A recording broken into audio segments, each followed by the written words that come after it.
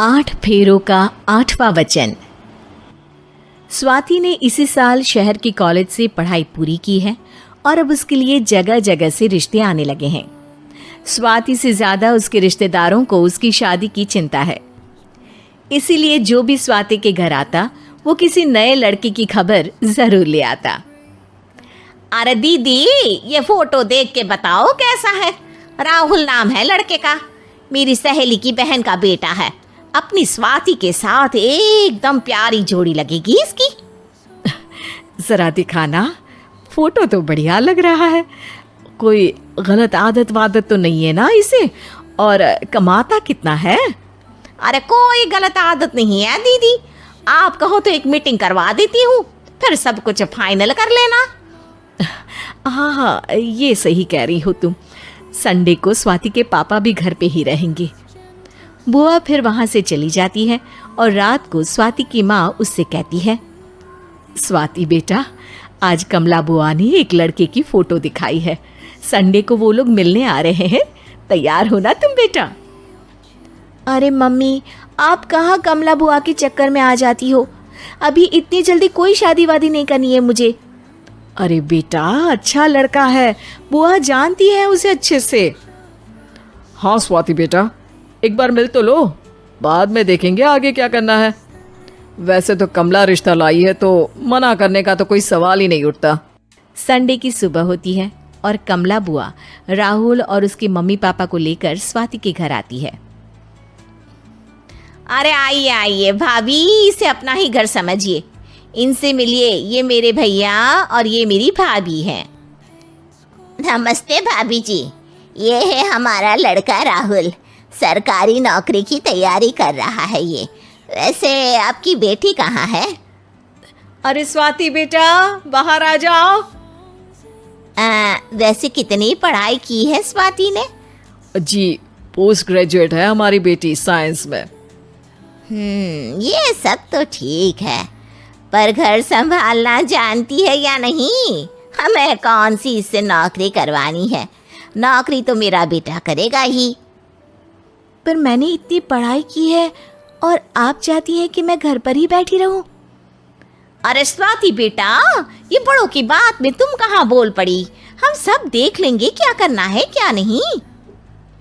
हम तो इसी बात पर विश्वास करते हैं कि घर के लड़के घर में ही रहे तो ज्यादा अच्छा रहता है।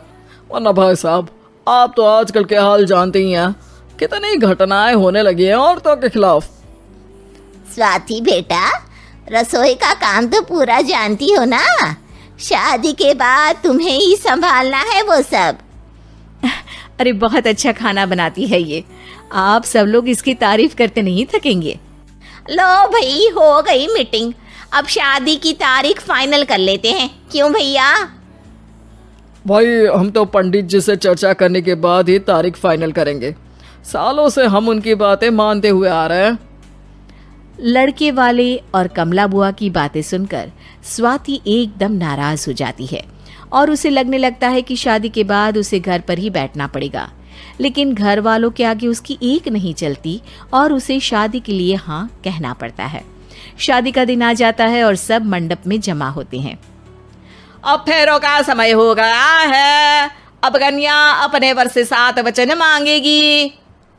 आप किसी धार्मिक आयोजन में जाएं तो मुझे भी ले जाएंगे। आप मेरे माता पिता का भी बराबरी से सम्मान करेंगे, हमेशा मेरा साथ निभाएंगे। आपको दोनों परिवार की जिम्मेदारियां बखूबी निभानी होगी। हर ज़रूरी बात में मेरी भी राय लेंगे। आप सभी गलत आदतों से दूर रहेंगे। आप मेरे अलावा किसी और औरत से कोई गलत संबंध नहीं बांधेंगे। ये 7 वचन पूरे हुए। वर, क्या तुम्हें ये सारे वचन मंजूर है? जी हाँ पंडित जी, मैं सारे वचन अच्छी तरीके से निभाऊंगा। अरे वाह वाह, बढ़िया तरीके से सब काम संपन्न हो गया। तो इसी के साथ विवाह संपन्न हुआ और आज से ये दोनों पति पत्नी हुए। 1 मिनट पंडित जी, अभी एक वचन लेना बाकी है। अब कौन सा वचन है बेटा?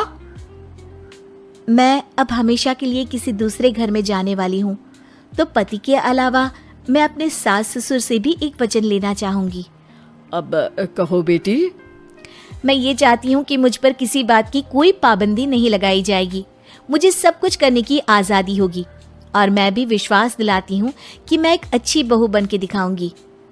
स्वाति की बात सुनकर उसके सास ससुर एकदम चौंक जाते हैं और कुछ बोल नहीं पाते कि उतने में कमला बुआ बोल पड़ती है। अरे बेटा, ये भी कोई कहने की बात है? रानी बन के रहोगी तुम तो।